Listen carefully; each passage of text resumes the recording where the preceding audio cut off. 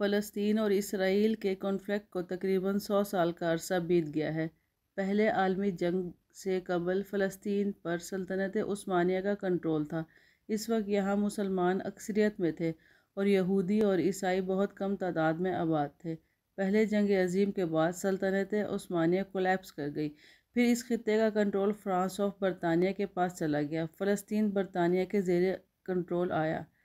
जब बरतानिया के पास कंट्रोल आया और यूरोप से यहूदी बड़ी तादाद में यहाँ आने लगे, मकामी आबादी और यहूदियों के दरमियान टेंशन पैदा हो गई।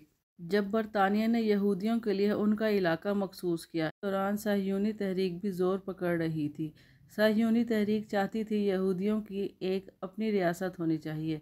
यहूदियत एक मज़हब ही नहीं, एक कौम है जिसकी अपनी स्टेट होनी चाहिए। ये कन्फ्लिक्ट दो ग्रुपों के दरमियान है जो एक लैंड यानी फ़लस्तीन को क्लेम कर रहे हैं। उनका कहना है ये उनका आबाई इलाका है, जबकि फ़लस्तीनी उनके इस दावे को मुस्तरद करते हैं। 1920 से 1940 के दरमियान फ़लस्तीन में यहूदियों की आबादी बढ़ने लगी। दूसरे जंग अज़ीम के बाद यूरोप से कई यहूदी अपनी जान बचाकर फ़लस्तीन आते रहे। इस तरह फ़लस्तीन में यहूदी की आबादी में कसरत से इजाफ़ा होने लगा। यहूदियों की बढ़ती हुई आबादी की वजह से बरतानवी हुकूमत और मकामी अरब के माबैन तशद्दुद बढ़ना शुरू हो गया। ऑर्गेनाइजेशन ने ग्रुप बना लिया। दूसरे जंग अज़ीम के बाद मकामी अरबों से लड़ाई के साथ साथ बरतानवी हुकूमत पर अलग रियासत का मुतालबा शुरू किया।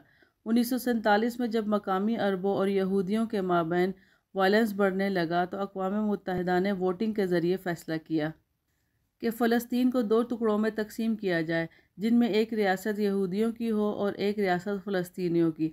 बैतुल मुक़द्दस बैनुल अक़वामी शहर होगा। इस मंसूबे का मकसद ज्यूज़ को उनकी रियासत और फ़लस्तीनियों को आज़ादी देना था ताकि वायलेंस पर काबू पाया जा सके।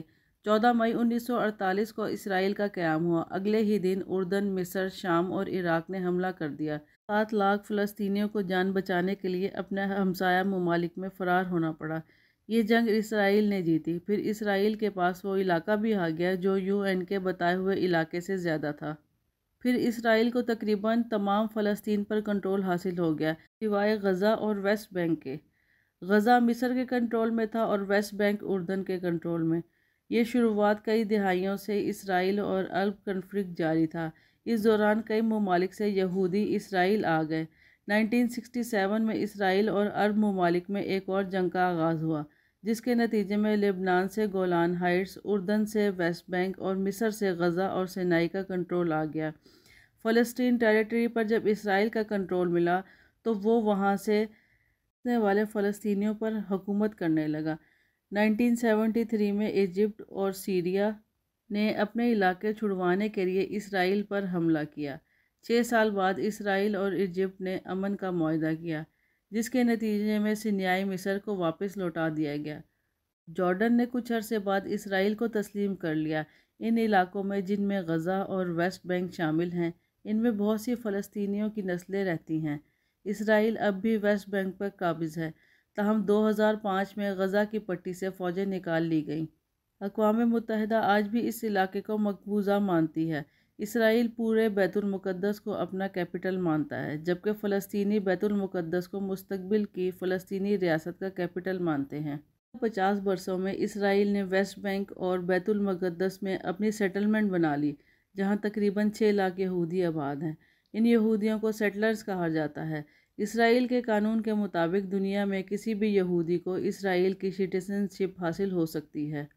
इंटरनेशनल कानून के मुताबिक ये सेटलमेंट गैर कानूनी है। मुत्तहिदा की सेक्रेटरी कौंसिल और बरतानिया का भी यही मौक़िफ़ है, ताहम इसराइल ने इस मौक़िफ़ को रद्द कर दिया। 2007 में गज़ा का इक़्तिदार हमास ने संभाल लिया, जो फ़लस्तीनी अक्सरियत परस्त हैं। इक़्तिदार संभालने से अब तक हमास इसराइल से मुतअद्दिद जंगें लड़ चुका है। 2007 से अब तक इसराइल ने गज़ा की पट्टी का मुहासरा किया हुआ है ताकि हमास को अलहदा कर सके। गज़ा में मुकीम फ़लस्तीनियों का कहना है इसराइल की जानिब से लगाई गई पाबंदियाँ और ज़्यादा आबादी वाले इलाकों पर फ़ज़ाई हमले इज्तिमाई सज़ा के मुतरादिफ़ हैं। इसराइल के कंट्रोल करने का मतलब ये भी है इसराइल गज़ा के लोगों का पानी, खुराक, पेट्रोल, बिजली, दवाएँ वगैरह भी कंट्रोल करता है।